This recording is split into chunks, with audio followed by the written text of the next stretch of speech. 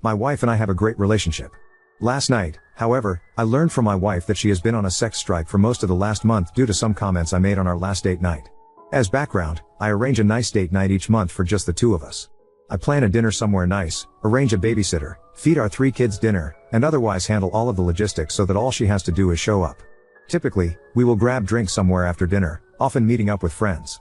Earlier this month, I planned an evening out and we had a fantastic dinner together.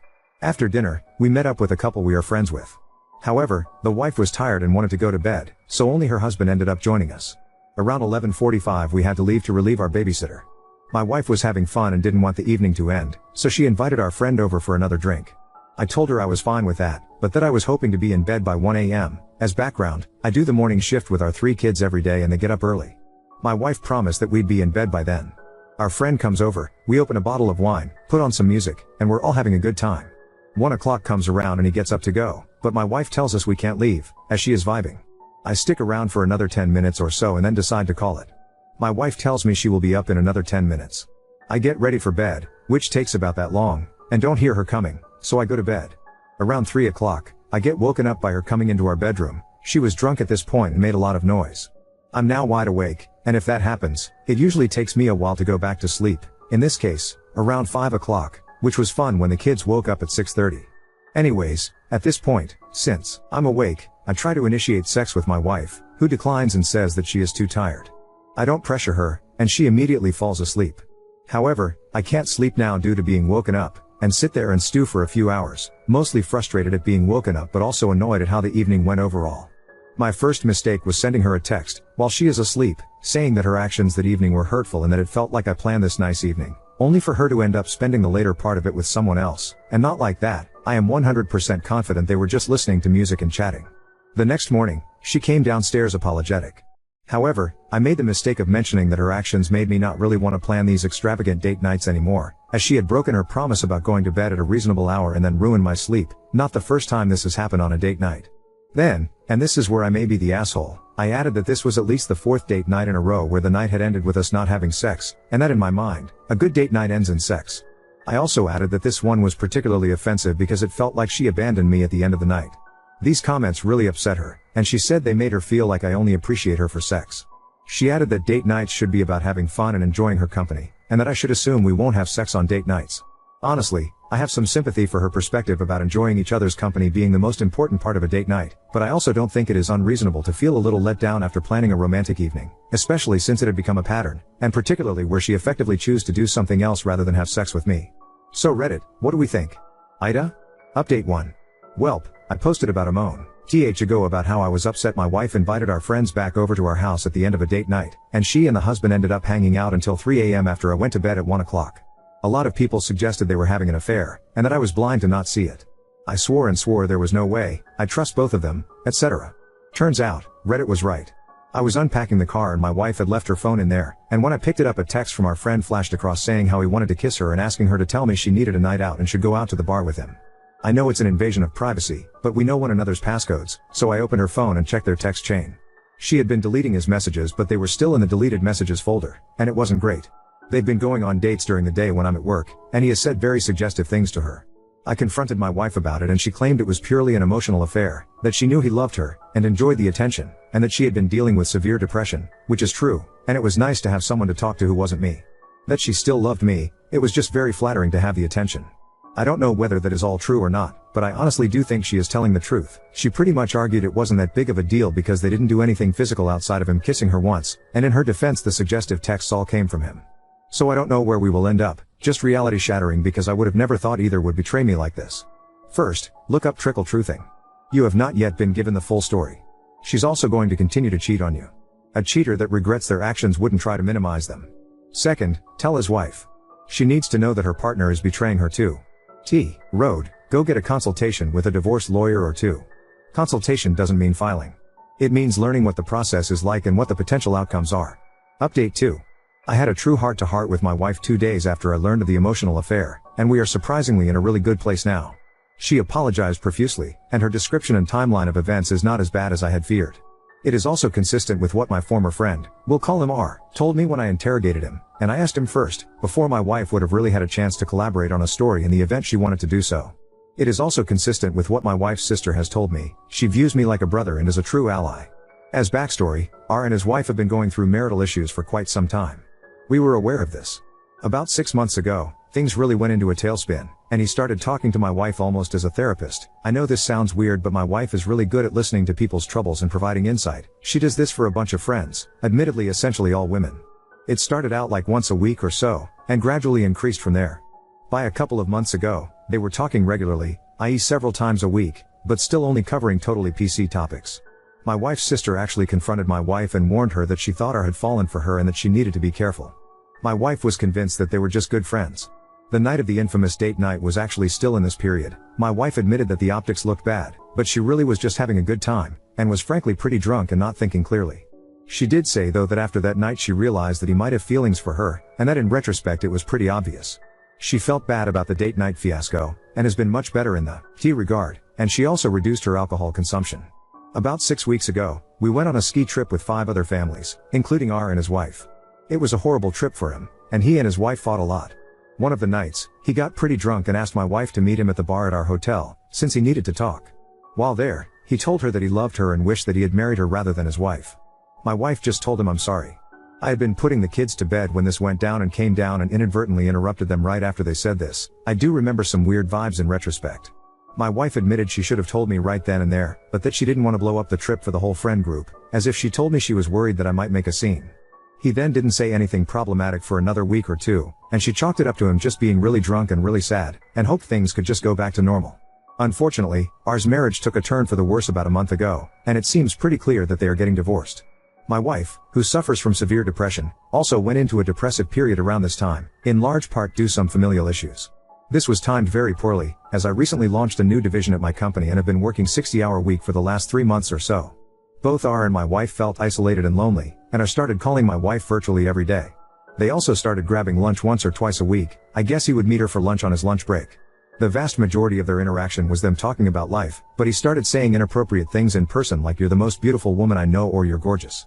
He also started drinking heavily, and he would send suggestive texts when drinking, which my wife claimed she would just ignore. The time he kissed her I was actually home. The 3 of us had been hanging out and I went to use the restroom. I asked her why she didn't tell me or shut things down, and she admitted it was a mixture of not wanting to blow up our friend group plus her enjoying the attention and compliments, even if she had no interest in the guy. She chuckled a little bit when I asked if she had slept with him. For reference, R is probably 150 plus pounds overweight, which is one of the major strains in his marriage, whereas my wife is a true 10/10. Basically, she was depressed, needed someone to talk to, and since I was so busy with work, she found that emotional support elsewhere. She admits that it was really wrong, and has agreed to take a bunch of actions to prevent this in the future. For me, I still struggle with why she would do some of this. For example, if he texts that you should come over and join him in the shower, and you respond "why don't we do a lunch date instead?" From my view that is pouring gasoline on a fire, by showing you still want to meet with him, whereas she thought she was steering things away from problematic situations. Something shady can't happen in a public setting. She said he came by the house a couple of times during the day, including once when our son was home with her, but that she really tried to steer things to public settings once she knew he loved her. It also does hurt a bit that in one of the texts are asked if they could do a lunch date and she says no. My husband, me, is working from home today, with a sad face. But we're going to make it work. We are going to do couples therapy and she wants to do individual therapy, and she also started working part-time to keep her busy on something else. We can't go fully non-contact with R, but now all communication has to include me. I am also going to work on being more emotionally present, even when working a ton, and I told her that if she is having a depressive episode and needs to talk to someone, she can always call me. Her mental well-being is more important than my work. She was afraid to call during the day since I am very busy and would call her instead. I also promised to work on being happier and more positive. I am usually a very cheerful person, which is something she loved about me, but I had been pretty grumpy and miserable over the last few months due to my job being crazy. So a little blame does rest with me. I'm certainly not perfect, although I'd never cheat on my partner. I know most of you will probably roll your eyes and say I'm being a pushover, but none of you know how amazing my wife is. She has a magnetic personality and is the life of a party. She is also one of the brilliant people I have ever met. She's a great mom, and my best friend. And finally, she's a bombshell. When she is dolled up, most heads turn when she enters a room. If you've ever seen Wedding Crashers, she is, in both personality and appearance, eerily similar to Isla Fisher's character, although she is better looking than Isla. I honestly can't blame R for falling for her, but I can blame him, and call him a piece of shit, for acting on it. Dumb? Maybe. But my wife is too amazing to let go over this without a fight, especially when she seems committed to fixing things, and actually apologetic, including for getting defensive the night I discovered it. Update 3. The last few months have been a bit of a roller coaster, but I'm happy to report that my wife and I are in a really good place at the moment and fully reconciled. There have been some wild moments though since Discovery Day, going non-contact with my former best friend, Rick, only to have him call my wife several months later, in the middle of a game night with friends, which was awkward, sobbing in his car and threatening to kill himself. I told her I was fine if she were to talk to him that night, since we were legitimately concerned he might off himself, and although, fuck him, he was my former best friend and I don't want him to die, but they spoke for like 2 hours that night and then he started texting her constantly, and called like 5 times the next day, forcing us to go non-contact with him again. Running into Rick at a group event and him acting incredibly emo and moody, he sat in a corner and drank an entire bottle of whiskey out of an oversized Yeti. Rick approaching me at said event and saying that he was on the verge of telling everyone about the affair because he just wants to burn everything down. My wife and I were able to convince him not to do so. Learning that Rick had asked my wife to leave me, she said no, and he had told her he would wait however long she needed, even 15 years, so that they could be together. Rick becoming obsessed with my wife's sister, who is very similar to my wife. They now go out for drinks several times a week and talk daily. My wife is convinced he is now in love with her. Awkwardly, my sister-in-law is separated but still lives with her soon-to-be ex-husband. Rick is still married, but divorce is seemingly imminent. In all this chaos, however, my wife and I have been doing very well. The shock of the affair forced us to work through our issues and we now communicate about as well as one could hope for, and have solved for most of the issues that led her to look outside our marriage for emotional support. I'd love to be able to go back in time and prevent the affair, and I don't know if I'll trust anyone fully anymore, but in many ways it improved our relationship, which is a very strange thing to say. Now on to next story. Overheard my mother-in-law and my husband's aunt badmouthing me for not knowing how to cook. I'm devastated because I thought my meal was nice. I, 20F, had a consensual arranged marriage to my husband, 23 male, and we have a beautiful 6mo boy. My mother 45 and my mill 42F are childhood friends. My mom got married and moved abroad and lost all contact with her best friend. We moved back home in 2018. My mom got into contact with my mill in 2019 and they started catching up. My mom ended up liking my husband who is the oldest son a lot. But it was my mill who asked for my hand. We are religious so my husband and I only talked under supervision of parents and damn I fell in love. He is smart, good looking and has a weird humor that I absolutely love. We got married pretty soon which no one was expecting but one thing led to another. The thing about me is that I cannot cook. I hate cooking or even being in the kitchen. I can do every other house chore even laundry. My mom knew it and never forced me to be in the kitchen. In our culture, women belong in the kitchen but obviously times are changing. My mom shared her concern on this and my mill shrugged it off saying I am young and will learn if I wanted to. Emphasis on the wanted to because throughout my first year of marriage she said that to everybody who asked if I knew how to cook. My mom still worried because she didn't want my mill to throw remarks about this because that is what most mills in my country do. I am also a student and also now a mother. It's hard to juggle all of this which is why I try my best to take it easy on chores. I live with my in-laws and mostly do dishes or serve tea and biscuits to guests and that is all. We also have a maid for cleaning the house and another maid for laundry. Many times, I have offered to make food for the family but my mill always laughed and said that she wasn't that old. I boasted about her to everybody. Literally everybody. She is the kind of mill that girls in my country dream for. I have always loved her just like my mom and treated her as such. We do have some arguments especially regarding the way I parent my son. She has some traditional views whereas I believe in facts. But we have both compromised on many things and it has been working very well. I have to emphasize on one more thing and that is that my husband is not a huge fan of homemade food. He rarely eats at home and loves having food from different places. He also does his best to have healthy options. Multiple times whenever he comes home, there is no food left for him. There's 7 people in the family and they all eat a lot. So if someday, the food is really good, they finish it all up, because he comes home late at night. I feel very bad that my husband does not get his share so I always volunteer to cook but my husband just shrugs it off like it's just something he is used to and just orders something. I am sharing this to tell you that I have no obligation to cook because my husband does not mind not having homemade food therefore there is no rush for me to learn because it's my job to look after him and not the whole family. Back to my mill. She never told me to cook. The few times I have cooked, it's because I force her to let me. Today, she went to my husband's aunt's house. The aunt lives very close to our house and visits almost every day. She loves my son and always comes to meet him. Today, my son was taking a nap when my mill left and when he woke up, I decided to take him there too. I wanted to surprise them which is why I quietly opened the entrance door. We live in a very safe neighborhood and always leave our main doors open, and could hear them from the living room. They couldn't see me as I was removing my slippers to enter.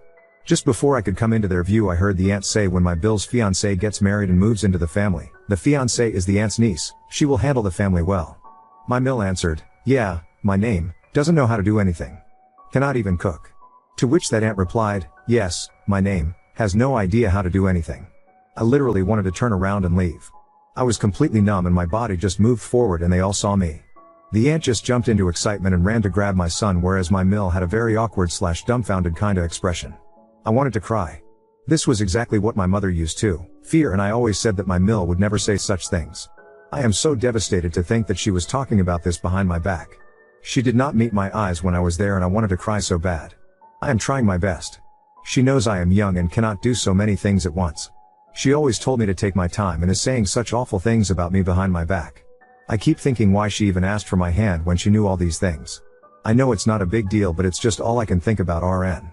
Not even sure if I should talk about this to anybody. Definitely not my mom because she trusts her best friend a lot. I don't even know if sharing this with my husband is okay.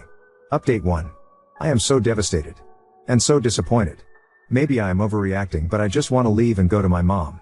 So I stayed up till 2 a.m. to talk to my husband, but he did not come, so I just went to sleep.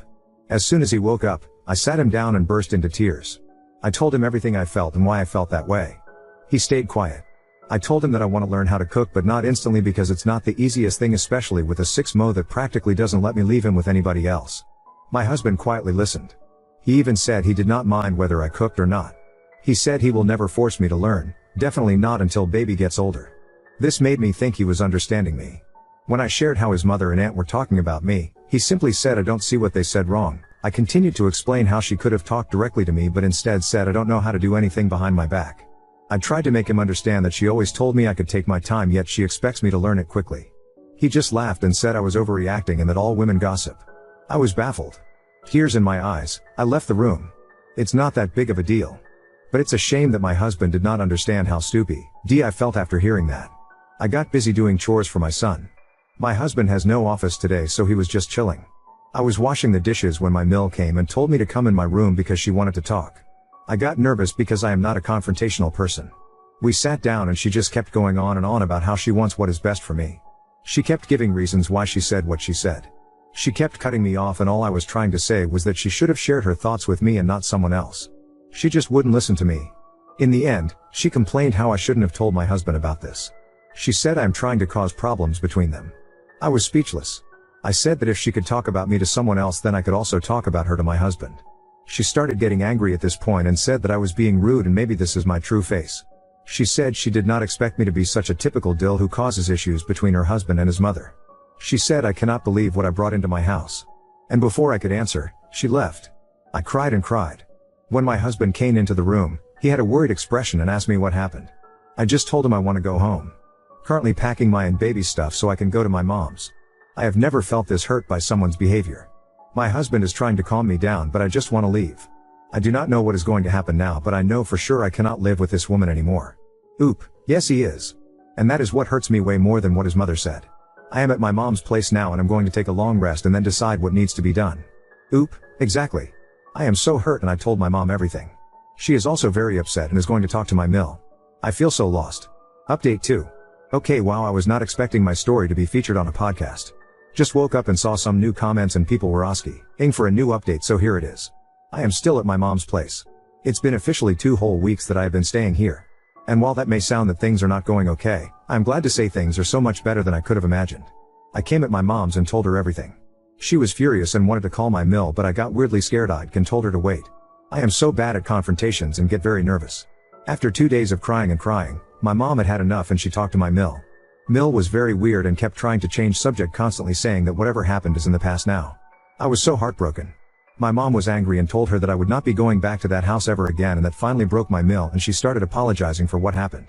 I know she was only apologizing because she wants to keep a good perception of herself around others. My mother hung up and that is the last conversation we had with my Mill. I am still beating myself up over how I should have talked to her myself too, but I also think since they were the ones who got us married, they should handle this too. During these days, my husband has visited every day. Texts and calls all the time and has stayed over for 3 days too. I believe it's his way of showing support. We have started to look for apartments that is affordable and suitable for our small family. We don't have a lot of money, but we are trying, and my parents are also willing to help. I haven't felt this happy and loved ever. Life seems to be finally moving the right way. I have realized that marriage should not happen like this. This stupid arranged marriage culture needs to be illegal. I am lucky to have such a lovely husband, but things could have easily gone wrong. I will never be the mother who wants to rule over my son's life. My son is a human and I will treat him as such. Now on to the Hot Takes podcast. I like their advice and am very grateful. They shared my story. However, I do not want to be the bigger person here. I just refuse to be. Because while I am sure I would be welcome to that house whenever, but these things will not go away. My mill will be good for a little while, but I am sure she will go back to her ways. They were very kind in understanding me and I am so thankful for all the advice in the comment section. I hope my little family stays mine forever.